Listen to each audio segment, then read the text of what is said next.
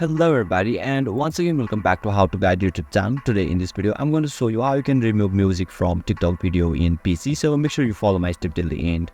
First thing first, I assume that you already have an account on TikTok and already logged in, and now right after that you'll be able to see the interface or dashboard of the TikTok apps on the screen, where you can see upload button at top right corner. Just tap or click on it and you will be redirected to the TikTok Studio page, where you simply need to upload a video first.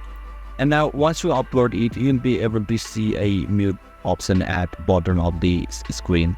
So once you click over there, you'll be able to mute it successfully. So basically this is how you can remove music from TikTok video in PC. And if you still encounter any issue during this process, feel free to leave a comment and I'll be happy to assist you.